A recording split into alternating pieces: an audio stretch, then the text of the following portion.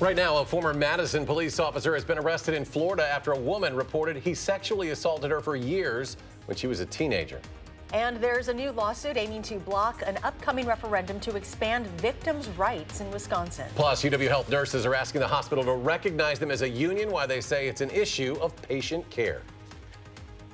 From the Channel3000.com Alert Center, this is News 3 Now at 6. Thank you for joining us. A former Madison police officer is facing charges for criminal sex crimes against a child. 56-year-old Morris Reed is in the jail after being arrested in Florida. Madeline O'Neill can tell us what local police are saying about it tonight. Maddie? Well, Morris is facing charges of repeated sexual assault of a child enticement, and misconduct in public office. He hasn't been a member of the Madison Police Department since 2013, but Madison police began investigating Reed in July of this year when a Madison woman contacted police to report crimes involving Reed that began in 2009. The victim, who was 15 at the time, says Reed enticed her into a sexual relationship that lasted several years, and assaults took place in a variety of locations, including a police squad car.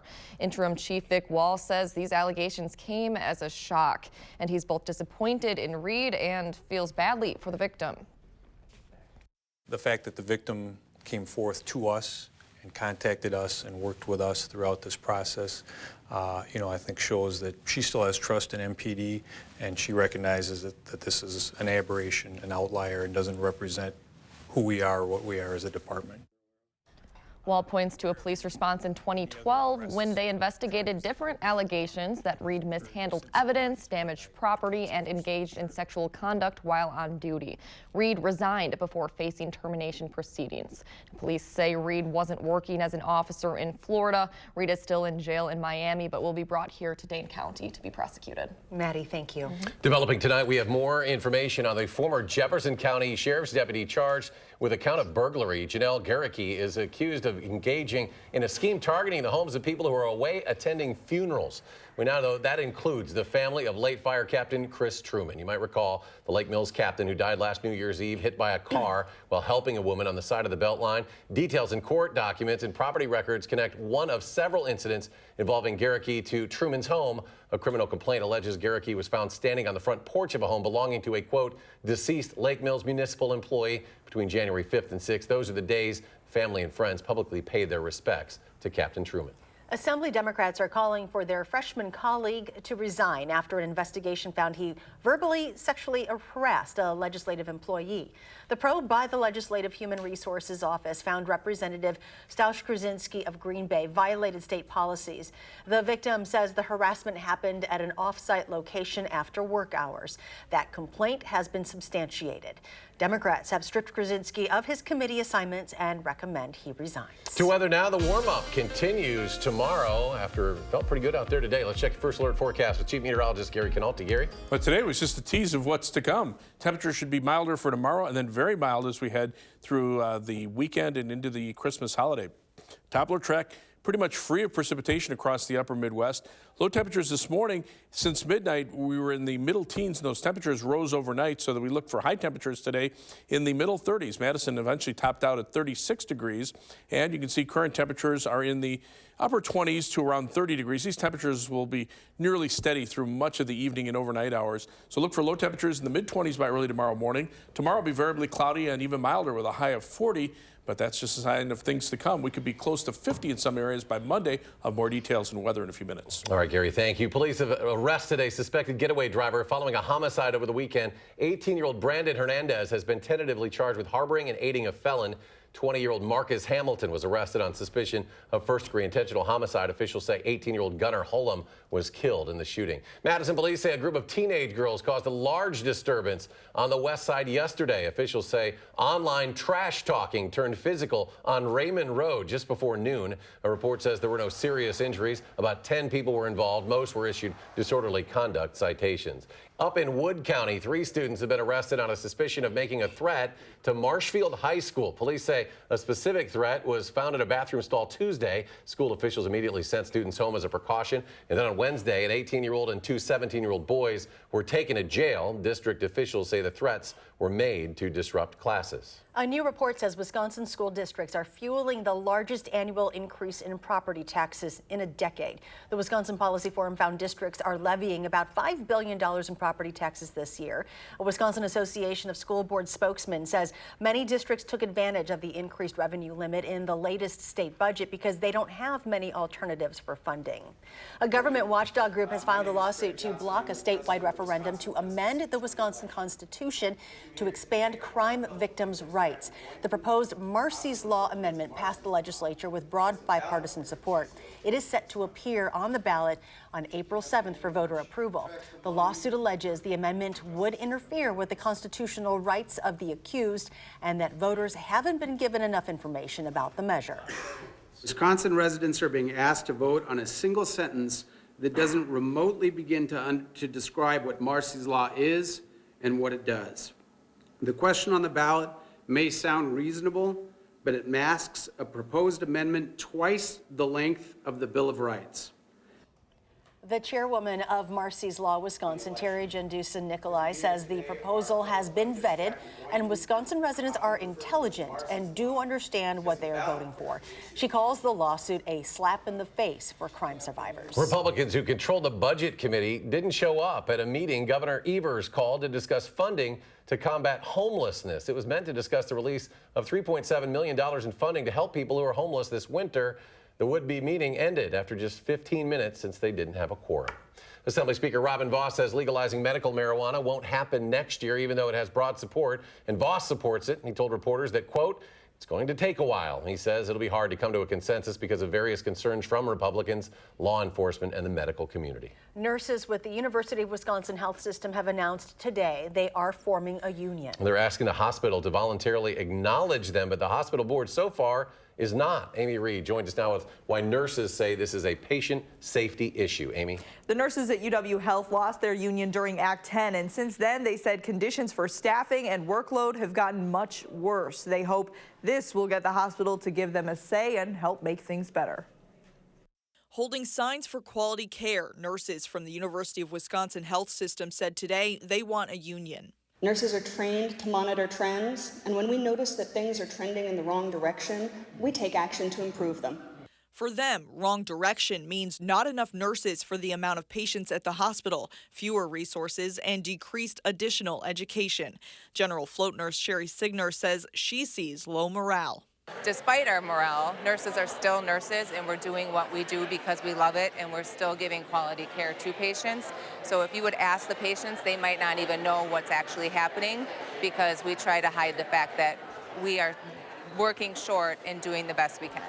Multiple nurses and a doctor showing visuals for decreased staffing levels attested this group deserves better. In a statement to News 3 Now, a spokesperson for the hospital said the board has made up for losing collective bargaining with an employee advisory council, surveys, and forums. UW-HCA has successfully implemented many processes to obtain direct employee feedback and will continue to support our robust existing system of employee and nurse engagement. But these nurses say what's in place now isn't working. It's become just very difficult to adequately do our jobs, and adequately is not what nurses want to do. We want to be the best we can be. We want to do everything we can, and we're just being forced to work short all the time. We're still waiting to hear back about what next steps will be from the nurses. They have support from some lawmakers on this. Representative Melissa Sargent spoke at the press conference, and Representative Jimmy Anderson voiced his support as well. Amy Reed reporting tonight. Amy, thank you. New at 6, DNR officials say they've found high concentrations of PFAS in foam at the Old Brick Park boat launch. Samples were taken on October 25th. A statement from Madison Mayor Satya Rhodes Conway says she's concerned about the man-made chemicals and has asked city park staff to monitor conditions there. Coming up tonight on News 3 Now at 10, we will hear from the DNR about how they are addressing health concerns. Interim DATCAP Secretary Randy Romansky is praising the U.S. House of Representatives' decision to approve the U.S.-Mexico-Canada trade agreement. In a statement today, he wrote, Wisconsin farmers have endured more than their fair share of challenges in the past several years, from low commodity prices to harsh weather. I'm optimistic that the approval of USMCA by the Senate next year will provide some of the certainty and stability our agricultural businesses need and deserve. The city of Beloit confirms Amazon is the planned tenant for a plot of land that was just sold. The 80-acre property at the southeast corner of Gateway Boulevard and Coley Road was sold at a sale price of just $80. That's $1 an acre, and it'll become an Amazon distribution warehouse. City officials say development has already started at the property, but they're not sure about the project timeline. Crews are constructing a 1 million square foot warehouse. Amazon's expected to announce the jobs and economic impact for that area sometime in January. Next at 6, a historic building is coming down in Janesville, and it's sparking some debate. We'll have that story next.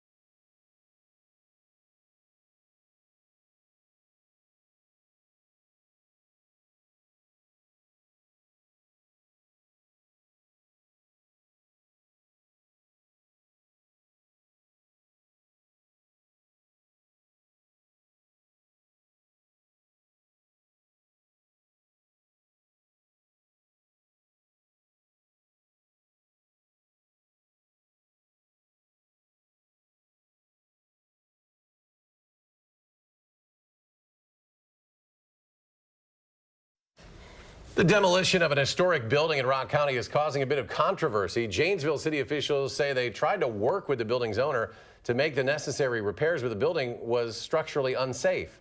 Preservationists say both sides should have explored other options. Is a 166-year-old building, original to a block. It's a unique looking building, and it speaks for the early history of Janesville. And when they're gone, they're gone. And there are no plans for what will eventually take that building's place. A possible merger that representatives said would enhance health care across Wisconsin, northeastern Iowa, and southeastern Minnesota is no longer happening. Gunderson Health System and Marshfield Clinic Health System have mutually decided to remain independent. After several months of discussion about a possible partnership, the organizations announced they'll continue to individually focus on improving rural health care access and recruiting and retaining doctors to serve rural communities. Dane County and Alliant Energy have reached an agreement to extend their partnership at the Alliant Energy Center. The county is still in the planning and design process for the expansion of the exhibit hall there. In the first year of the new decade-long agreement, Alliant Energy will provide $440,000 to continue its naming rights. The deal is expected to receive final approval from the county board in January.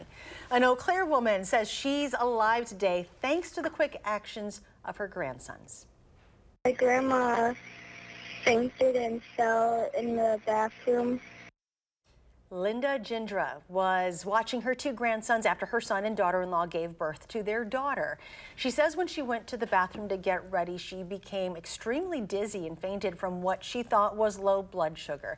Well, it turned out to be something much worse, and her grandsons, 9-year-old Jude and 12-year-old Wade, saved her. I have like a paper in the kitchen I looked at to say what my address is. They told me to turn on the porch light, put all the birds away, and then unlock the door. They said if I would have waited a few more minutes, I wouldn't have made it. Jindra's aorta to her spleen burst and her stomach was full of blood. She says she's impressed her grandsons were able to keep such great composure and that she's the proudest grandma.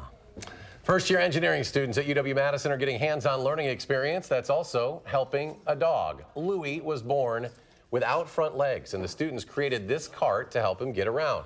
His owners contacted the freshman design program after hearing students had previously created prosthetic legs for a cat. Great idea. Pretty happy. Coming up, warmer temperatures will stick around for a few more days. Gary has your first alert forecast next. For reliable weather day in and day out, watch First Alert Weather.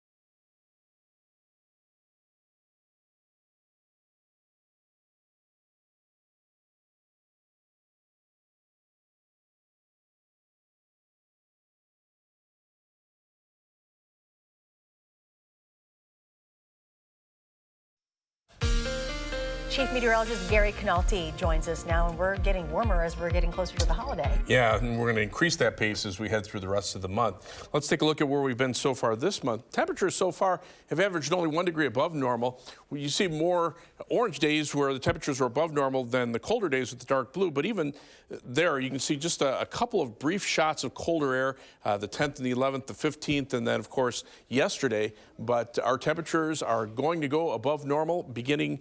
Actually, today they were actually averaged 5 degrees above average, but look at the high for 40 of tomorrow and then well into the 40s for about the first half of next week compared to the average high temperature that should be between about 29 and 27 degrees. And even when we turn a little colder toward the end of next week, those temperatures will still be above normal. That's not good news for snow cover. To the south, there's still quite a bit of snow on the ground between St. Louis and Indianapolis. A lot of that may melt away, though, with the warm temperatures on the way. To the north, this area of snow will shrink a little bit on its southern flank, but if you're going, say, north of Stevens Point or up toward the Twin Cities, I think you're still going to see a white Christmas this year. 3 things to know in the forecast. 40s begin tomorrow with a high of 40 tomorrow and then well into the 40s after that. Dry weather through Christmas Eve and even most of Christmas Day with the next chance of rain showers perhaps later in the day on Christmas Day itself. High temperatures will be in the low 40s, so no snow on that day. Live view from the Edgewater Skycam in downtown Madison. Skies are just partly to mostly cloudy right now. High today made it to 36 after a low of 16. That was actually about midnight. Then the temperatures just kept rising overnight. And right now we're at 27 degrees with partly cloudy skies. The air calm, the humidity 75%. Temperatures are not going to move very much for the rest of tonight, probably staying in the middle to upper 20s. 6 to 10 day temperature outlook from Christmas through the 29th of December, calling for about a 75% chance of above normal temperatures here, but also above normal precipitation. The storm track will start to redevelop, especially toward the end of next weekend. So toward the end of our extended forecast period, there'll be a storm system that'll bring us some rain, maybe mixed with a little snow. And even the 8 to 14 day temperature outlook taking us into the first part of January, still calling for above normal temperatures for most of the eastern 2/3 of the nation, and above normal precipitation as that storm affects us at the end of next weekend and another storm perhaps the day after New Year's Day. Temperatures right now, teens in the northern part of the state, 20s in southern Wisconsin, but the upper level winds now are shifting to a westerly and eventually a southwesterly direction. That will just kind of accelerate the warm up. To the west, a little dip in the jet stream here, bringing a few clouds, but not much else. The stationary front will actually work back northward as a warm front. And on the other side of that front, temperatures are mainly in the 30s. That's what we'll be expecting about this time of night from here on out, with high temperatures in the 40s. And on future track, you can see how those winds become southerly and stay that way pretty much through the rest of the week. And as that happens, those temperatures will rise into the 40s and stay probably until at least Christmas Day. Variably cloudy skies tonight, not as cold as last night, low dropping to 24, and then for tomorrow, variably cloudy skies, high temperature right at 40 degrees thanks to a southerly breeze. On future track, those temperatures will drop off into the middle 20s by tomorrow morning. We'll see a mix of sun and clouds tomorrow with high temperatures upper 30s to around 40. Tomorrow night, temperatures drop back into the upper 20s, giving us a good head start on a nice day on Saturday. More sunshine, temperatures will be in the lower 40s. 7 to 10 day forecast. Mid-40s expected for Sunday, upper 40s from Monday, mild through Christmas, a little colder toward the end of the week, but that weather system from late Wednesday into Thursday not meaning very much. Well, the last time Badger tight end Jake Ferguson was at the Rose Bowl, he was in middle school, saw something he'll never forget. Had to do with that guy you just saw there. The story next in sports.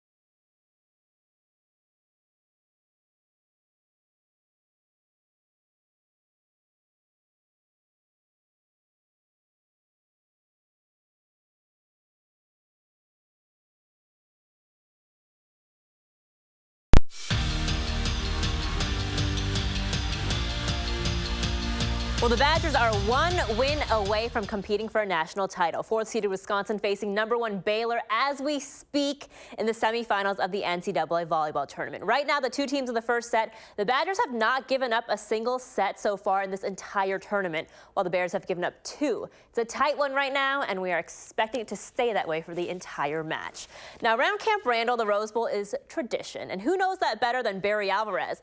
How about his grandson, Jake Ferguson, the sophomore tight end, telling us today that he grew up hearing about the grandeur of the Rose Bowl and has some memories of watching them, too. One Rose Bowl in particular in 2012 when Coach Alvarez came back to lead the team against Stanford. That year, Coach decided that Jake and his older brother, Joe, would be with him on the sidelines and in the locker room, an experience that brought Jake to literal tears. He was like, I want Joe and Jake to come in the locker room and like on the field and experience everything. And I remember being in the locker room, and I've never seen my grandpa raise his voice, and he's screaming to those players, and I think I ended up crying or something like that. And so, I mean, that's really all I remember. Love that story. No doubt that Micah Potter has been counting down the days. He'll finally get to play in a Badger uniform this Saturday when Wisconsin hosts UW Milwaukee at the Kohl Center. It has been a trying time for Potter and the Badgers these last 21 months, and it'll be 644 days to be exact since he played in his last game at Ohio State. 5 appeals were denied by the NCAA, but when he finally does get to hit the court, head coach Greg Gard says it'll be about taking a steady pace. We won't get him up to speed in Thursday and Friday. You know, he's going to have to get some game experience and get into a flow. I know he's excited about it. We've talked about it, and we'll talk some more. Just play hard, simplify things. Don't try to make up for 600 days in 2 possessions. You know, so that'll be has been the message, and he understands that. He's very mature about it.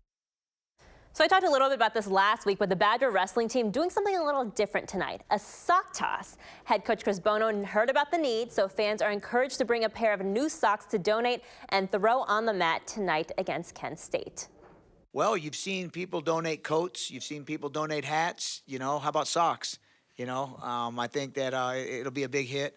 And, you know, it's something that's, you know, relatively inexpensive that people can donate versus, you know, going to get a coat or something like that. So there's a need for it, believe it or not, and it'll be a neat little event. You know, if that doesn't get people out there, I don't know what will, right? So if you don't have anything to do tonight besides watching the volleyball match, head over to the field house, throw a pair of socks down during your intermission. I'm expecting a real nail biter, though, with Baylor, right? Oh, yeah. This is going to be a super, super tight one tonight. We're glued to the televisions right now. All right, we'll have an update at 10. Thank you. Gary? Pretty quiet out there right now. Temperatures were in the mid-30s today, 36 the high for Madison. We've dropped to 27, but with a little more cloud cover, those temperatures are probably not going to fall very much more tonight. They'll hold nearly steady. Look for a high of 40 tomorrow, 43 Saturday, 46 Sunday, and 47 on Monday. Wow. Even the Christmas holiday staying pretty mild with mid-40s on Tuesday, low 40s on Christmas Day, maybe a rain shower in the afternoon on Christmas Day, mixing with a little snow before ending on Thursday morning. But really, the next appreciable precipitation will probably be Sunday of next weekend. Could start as a mix of rain and snow, change to rain, and then back to snow before it ends that night. Gary, thanks. Thanks for joining us for News 3 Now at 6. Have a great evening, and we'll see you back here at 10.